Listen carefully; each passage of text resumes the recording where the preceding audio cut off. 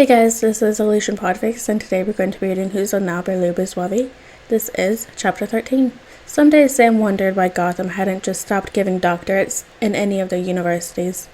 Honestly, how many rogues had a doctorate? The answer was too many, and they should have given up on higher education a long time ago. But that would require Gotham to be sane or have common sense, which it didn't, of course. But again, who was Sam to talk? She's the one who voluntarily chose to move here. Granted, Jazz had already been there for 2 years, because she had a chronic I can fix them syndrome and decided to apply that to Arkham Asylum. Tucker hadn't even bothered with the university because he had made enough of a name for himself in the white hat hacker community and got himself an offer at Wayne Enterprise right out the gate. Sam could have gone many places, and Gotham wasn't supposed to be particularly high up on the list, but she was there anyways. Why? It was complicated, and probably best summarized by her relationship to Dr. Pamela Isley, aka Poison Ivy. Most people generally didn't put protest on their vacation itinerary, but since when had Sam cared what most people do? Activism was her idea of a good time, and she didn't care what her parents said. They'd thought they were compromising by bringing Sam to Gotham in the summer, before her senior year. Sam got to see all the Gothic architecture, and in return she'd schmooze with Gotham's upper class, right? Wrong. Sam wasn't afraid to climb out of her hotel room window and 3 stories to the ground. She'd gone crazier with Danny, and she wasn't afraid to go participate in some various kinds of protests in Gotham. Marches, she was there. Sit-ins, sign her up. Petitions, her name was on it. It had all gone surprisingly well, which should have indicated something was going to go wrong, and it did. The protest outside a factory with illegal waste dumping practices had been going well, until the factory blew up. For a moment, Sam had worried that something had gone catastrophically wrong with her undergrowth powers, as vines writhed and overtook the factory in seconds, but then she realized where she was.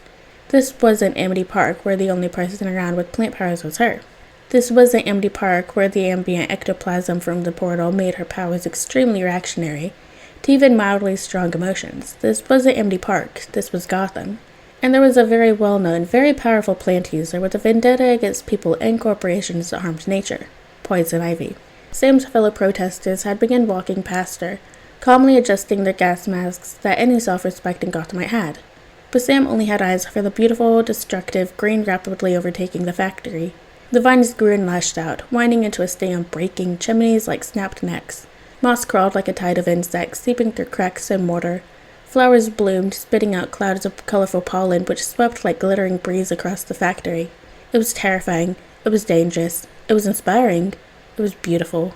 Sam's experience with plant powers had so far been undergrowth, traumatic, and the tenuous control she had over her own plants, more difficult than it was satisfying. But now she had an example of what it could be, and it was amazing. Sam didn't know what it would take to meet Poison Ivy, but in that moment she knew she would do damn near anything to meet her new idol, and hopefully learn how to use her powers like she did. 5 years, 1 bachelor's degree in botany, and starting her graduate degree later, Sam had her chance.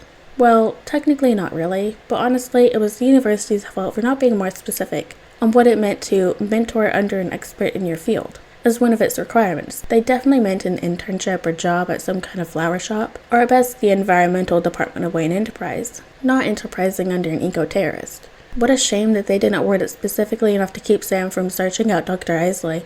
Really, they only had themselves to blame. Sam was a young, impressionable mind. How was she supposed to know what hunting down a rug to teach her the ways of chlorokinesis wasn't what they meant? It wasn't against the rules either. The law, yes. The university rules? No. And the university's own rules said that they couldn't discriminate against students based on their criminal record. If they were, say, in jail and missed too many classes, then yes, they would be kicked out. But if they kept everyone with a criminal record out, there'd be no one left to attend the university. Nonetheless, Sam had no intentions of being caught. It was easier to find Poison Ivy than she thought it'd be. Honestly, it was a little embarrassing.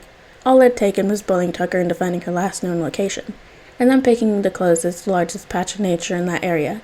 Again, embarrassing. The box ghost had hit his tracks better in the past than Poison Ivy via simple reverse psychology. That one time he'd hid in a circular room rather than, a cube room.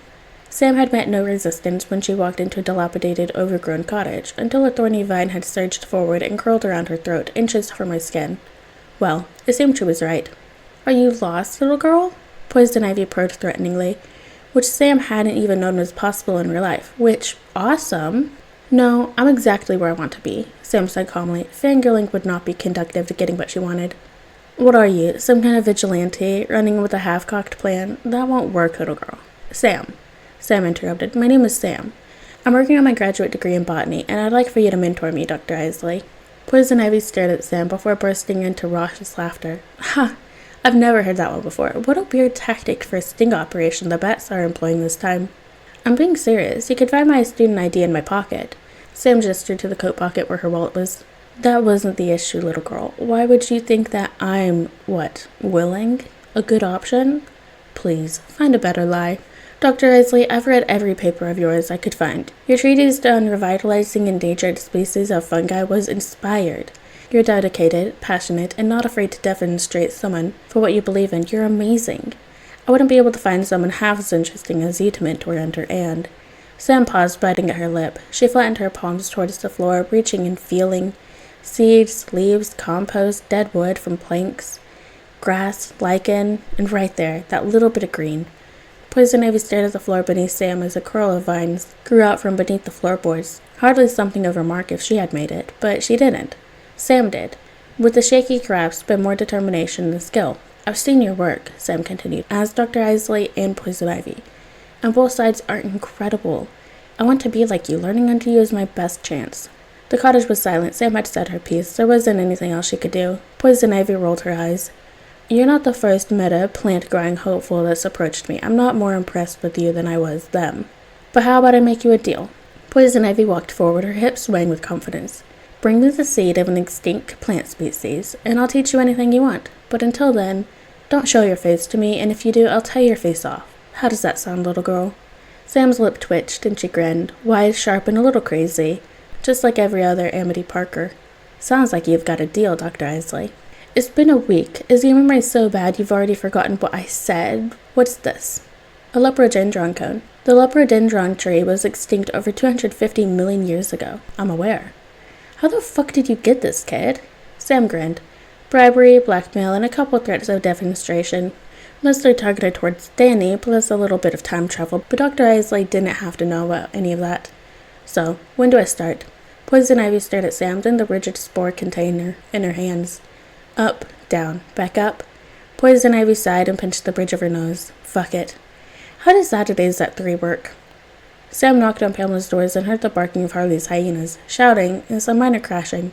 The usual sounds when she came over. She'd been Pamela's apprentice for 5 years, and she'd loved every moment of it, including when she'd gotten introduced to Harley after she'd broken up with the Joker. Speaking of Harley, she whipped the door open, balancing on one foot as she used the other to push Bud and Lou back.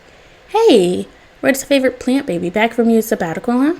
Sam rolled her eyes and pushed her way in, ignoring the fond smile she could feel creeping on her face. It was just a week, Harley. I only missed one girls' night. Exactly, criminal! Harley exclaimed, shutting the door behind them. We missed you, Selena especially. You got the longest hair and she wanted to try this newfangled braid style she learned, and you weren't there. Is that Sam? Pamela poked her head out from around the corner, mouth quirking up at the edges when she saw her. Good to see you. Come on, we've got Legally Blonde ready to go as soon as Selena's here. Legally Blonde? I thought it was Mean Girls tonight, Harley asked, trotting over to Pamela, pecking her on the cheek.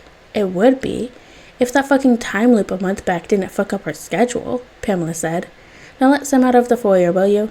Sam smiled as she took off her shoes, hanging them up on the shoe rack to keep Bud and Lou from stealing them. Gotham was smelly, dark, and not exactly far enough from Amity Park for her taste. Her parents kept pestering her to go to literally any gala in the area, no matter how much of a hot spot of rogue attacks they were. Tucker kept forgetting to put the toilet seat down, and Jazz kept breaking in to steal their coffee creamer, but Pamela gave fantastic hugs and taught her how to take no shit more than standing up to her parents did on its own. And Harley helped Sam dye her hair, no matter how much of a hassle it was given its length. And Selena took Sam to all the good thrifting shops in the area, and Sam felt so loved, and that's what kept her coming back. Alright guys, that is the end of chapter 13 of Who's on the Upper Lip is Wavi. Hope you guys liked it, and I'll see you next chapter.